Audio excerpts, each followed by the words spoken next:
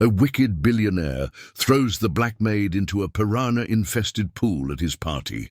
Guests film her death for entertainment. The world had witnessed cruelty before, but never lived streamed with champagne in hand. A woman pushed into churning water filled with razor-toothed predators, while a mansion full of the wealthy elite laughed and recorded her final moments. No one expected what happened next. The video went viral. Her name became a rallying cry, and millions watched as the tables turned in the most brutal way imaginable.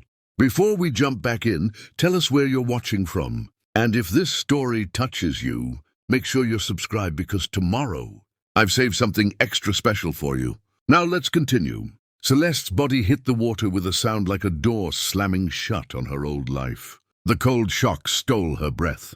The weight of her soaked uniform pulled her down, dragging her deeper into the churning blue.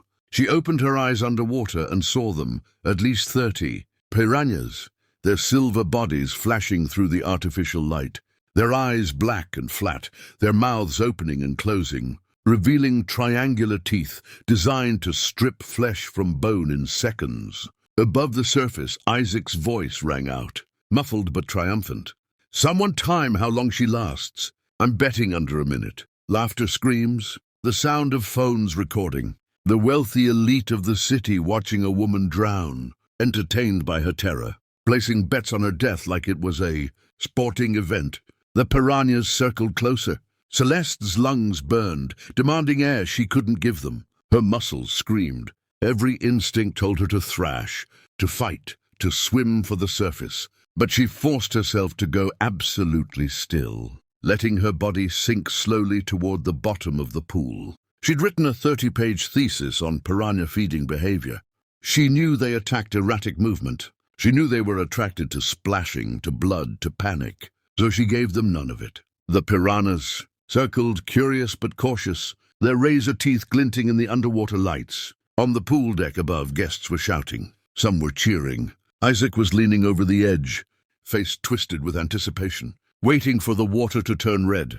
But what they didn't know was that Celeste had been preparing for this moment her entire life. 30 minutes earlier, the Warren estate had been a picture of obscene wealth and casual cruelty. The sun blazed over the property like a spotlight on sin, casting golden light across manicured lawns that stretched for acres, past marble fountains imported from Italy, through gardens where roses cost more to maintain than most people's annual salaries. The mansion itself rose 3 stories, all glass and white stone, every angle designed to remind visitors that Isaac Warren owned more than buildings. He owned power itself. The party was in full swing by 700 p.m. 200. Guests milled about the terraces and pool deck, sipping champagne that cost $1,000 per bottle, nibbling on caviar served by staff who'd been instructed to remain invisible.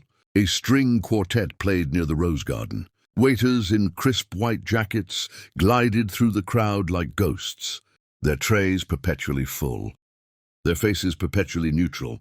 At the center of it all, like a beating heart of cruelty, sat the pool, Olympic-sized, crystal-clear of water. But it wasn't the size that made guests stop and stare.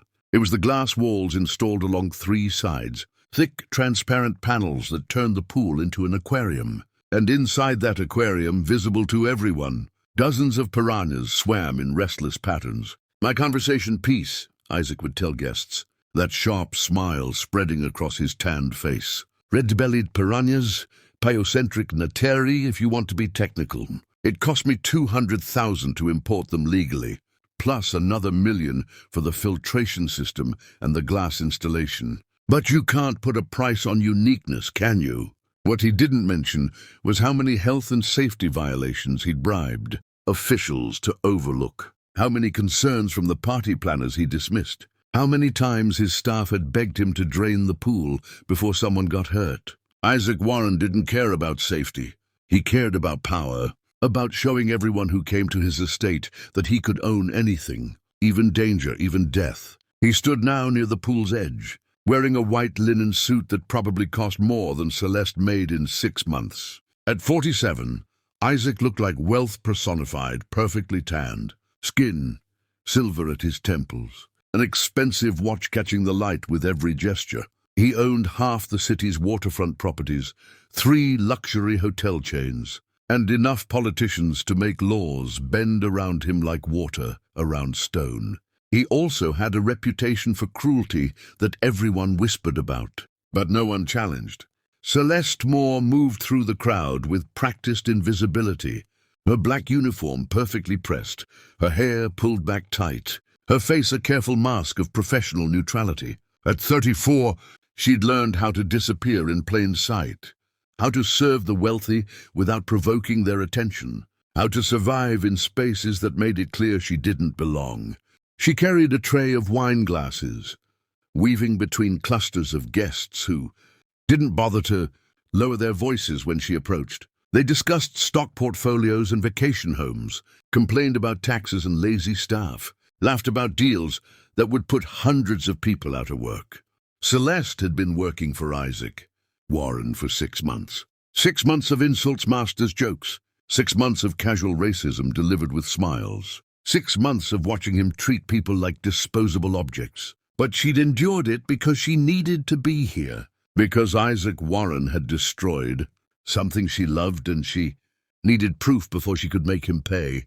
She'd been a marine biology student once years ago, a scholarship kid at the state university, fascinated by ocean ecosystems, dreaming of a career protecting endangered species and studying predator behavior. She'd been writing her thesis on aggressive fish species when her mother was diagnosed with stage 4 cancer. The medical bills had buried them. Celeste had dropped out to work 3 jobs, watching her dreams dissolve like salt in water. Her mother died anyway. After the funeral, Celeste had spent months adrift, working she could trying to figure out what came next. Then she'd seen the news report about the marine sanctuary, the protected reef habitat off the coast, home to dozens of endangered species, the reef that was dying, poisoned by toxic waste that kept appearing despite environmental protections. The waste that traced back to Warren Industries. Isaac had been dumping industrial chemicals for years, bribing inspectors, falsifying reports, killing thousands of fish and coral to save money on proper disposal. Celeste had spent weeks investigating, gathering what evidence she could from public records. Then she'd done something crazy. She'd applied for a job as his maid. She needed access to his private files. She needed proof that would hold up in court. She needed justice for the ocean that had been her first love, the dream he'd helped destroy. 2 weeks ago, she'd finally found it. Late at night, while Isaac entertained guests on the yacht, Celeste had broken into his home office and photographed everything, dumping schedules, payment records to corrupt officials, emails discussing how to avoid detection. She'd sent it all to 3 environmental organizations anonymously, waiting for the right moment to go public. Isaac had found out yesterday. She didn't know how. Maybe he had cameras she'd missed. Maybe someone had talked. But that morning, he'd called her into his office and smiled that sharp smile and said, "I know what you did, Celeste. And tonight, you're going to learn what happens to people who forget their place." Now, as she moved through the party with her tray of wine, Celeste's hands were steady, but her heart raced. She knew something was coming. She just didn't know what. The answer came at 7:43 p.m. She was serving drinks near the pool when one of Isaac's guests, a real estate developer in a tailored suit, gestured wildly while telling a story. His hand caught Celeste's tray, sending it tilting. A glass of red wine toppled, splashing across the white dress of the woman beside him. The woman shrieked. The conversation died. Everyone turned to stare. "Oh my God!" the woman gasped, looking down at the spreading stain. "This is vintage Chanel. I'm so sorry," Celeste said immediately, her voice leveled despite her pounding heart. "Let me get something to clean that. I'll pay for the dry cleaning. You'll pay." The woman laughed, shrill and cruel. "Do you have any idea how much this cost? You probably won't make that much in a year." Isaac appeared beside them,